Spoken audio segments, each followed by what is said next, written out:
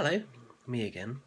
Good news, I've figured out that you should be holding the phone sideways while recording video, so you won't get that annoying vertical box.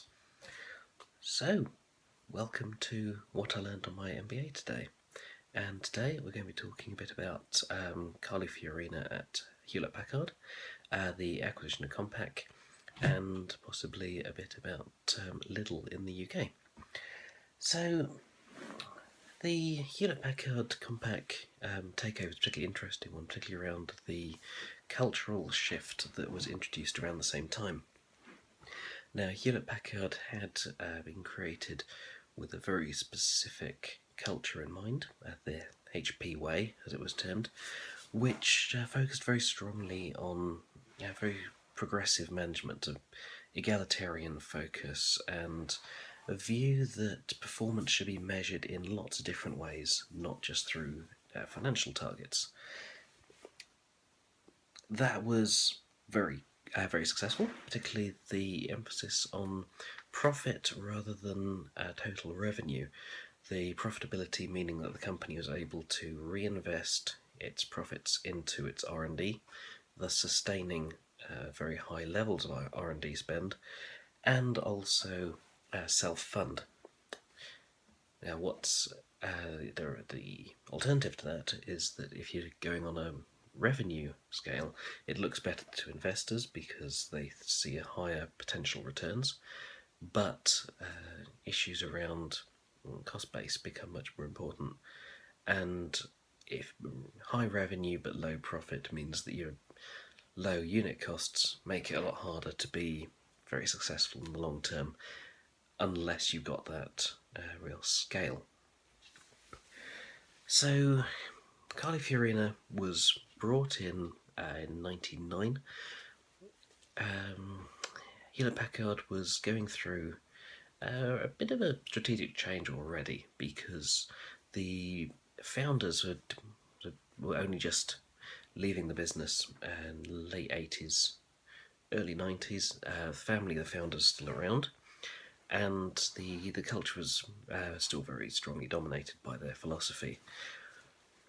Meanwhile, the previous couple of CEOs hadn't lasted very long, and Lew Platt in particular, Carly's predecessor, seems to have been probably the cause of a lot of the issues that happened, particularly by bringing in McKinsey, the consulting firm.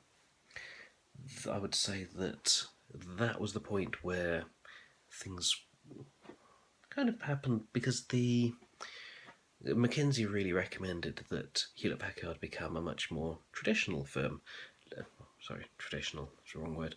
A more typical American multinational, focusing very much on financial metrics rather than human metrics. And Carly Fiorina was brought in really to implement that kind of change. So a question that we were discussing was whether or not what she did was appropriate. And I think that the term appropriate is particularly interesting because appropriate doesn't necessarily mean is it a good idea. So I argued that it is appropriate because a CEO is hired to do a particular job. Now, Carly Fiorina was probably, we don't know the full truth obviously, but probably brought in order to effect this kind of change in the culture and approaches of Hewlett-Packard, and to make the kind of big acquisitions in terms of Compaq, sort of moving from pure products to more of maybe a services business. So it was appropriate. The specific ways it was carried out certainly unsuccessful. Things like the front-to-back integration was actually abandoned quite shortly, and some of the problems that happened to the company afterwards show that it wasn't entirely successful. Personally, I don't think that it was the best approach. I think that actually the older view of Hewlett-Packard would have been better to focus on. It's a shame to see a company that was actually created with a very specific view become so generic. and seeing Carly speaking years later, it's very clear that her focus was entirely based around turning it into a business that was focused on revenue and performance. It's some interesting observations that she made around how can you run a business that has all these different metrics, some of which have nothing to do with financial targets. We had, what was it she said, 70% of the employees were rated superior or excellent, which she's saying, well, obviously it's terrible because in a stack ranking system you need to have a certain number that are poor so that you can get rid of them, which is a reason I don't like the stack ranking concept. But really, that's the job she was brought in to do. So while it wasn't necessarily a good idea, it was an appropriate thing for a CEO to be doing. It's possibly a poisoned chalice in that particular case. So that was a very interesting little case study. And the other one, which I just looked at for tomorrow, I was saying it's Aldi, specifically in the UK, and learned a few things that I had absolutely no idea about beforehand. I knew of them as a low-cost discounter. What I didn't realise was the extent to which they actually able to create low prices while also providing very high-quality products. So, to put it into perspective, an Aldi shop would typically have apparently around 1,000 stock keeping units, which is to say individual product items, so types of items, which compares to upwards of 10,000. Actually, was it even higher than that?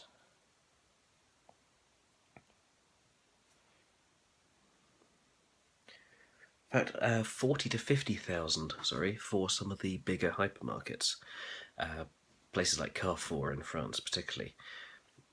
In the UK, it's closer to 10 to 12,000 for most of the larger supermarkets.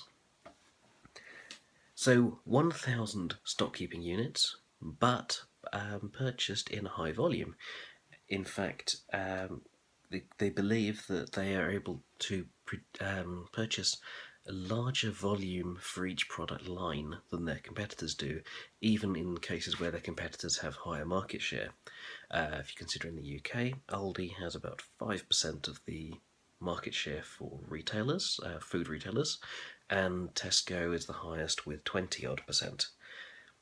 But because the volume purchased per product line is so much higher, and a lot of their sales are brands that are independent producers, meaning that Aldi is a proportionally more significant customer for them.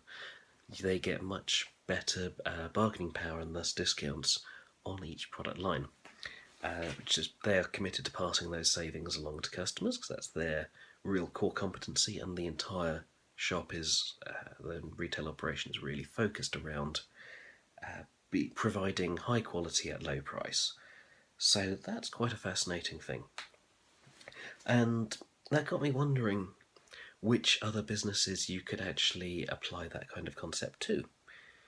So, talking about strategic operations, we're looking at whether or not you can use operations to really create that kind of advantage. If you think of what Aldi's doing is taking their core focus being price and quality. If you look at something like Amazon, the focus isn't so much just retail, it's about managing the operations. But then you've got the issue of where your trade-offs are. So in Aldi, you've got the trade-off of customer experience, which their customers are very happy to make that trade-off because they value the price and the quality. If you actually look at customer satisfaction surveys, compare, say, Waitrose, which is very much the other end of the market, to Aldi, Waitrose and Aldi get very similar customer satisfaction scores. What I find very interesting is that the perception of quality is actually very similar. The difference is in service and price. That's really the area where it changes. Now, if we compare something like cars, you'd have assumed in the past maybe that you could either have a cheap car or a reliable car, or a cheap car or a luxurious car. But actually, sorry about that, just dropping you there. Today, you can buy quite cheap cars, which are well made, reliable, and which have a lot of the features that would only a few years ago have been expected only on the very top of the range. I know that Renault's CEO, Carlos Ghosn, is how you pronounce that. I'm so sorry if I got that completely wrong. He wrote a couple of years back saying that after the financial crisis, consumers may well be becoming much more conscious on the price and less worried about badges. For instance, have you got more of a sense of being savvy consumers rather than image consciousness? I don't know, but that could be happening. And that also made me think of a comment about Jaguar when they started up. Obviously, today it's a bit of a luxury brand, but the founder of Jaguar was obsessed with creating luxury at a very low price, and that was the founding image of what Jaguar was going to stand for. And which brings me then to a final point, and I'll leave you with this one, which is how important is it for a company to have a founding vision which determined what its operations are going to be. If you look at Hewlett-Packard, that view was let's treat our people in a particular way, a nice way, and can you actually say that the company was no longer so successful, so not so distinctive when they dropped that? Aldi, it was quality at a low price, Jaguar, luxury at a low price, and if we compare it with other massive companies today, if you look at something like Apple, it's very clearly still dominated by the view of Steve Jobs as a founder there. So, is there something that you lose if you don't have that founding vision? Or if you don't, where does that vision come from? Is it just a culture of habits, and where's that created? So I'm going to think more about that, and you think more about that as well, and let me know what you think. And see you again soon. Bye.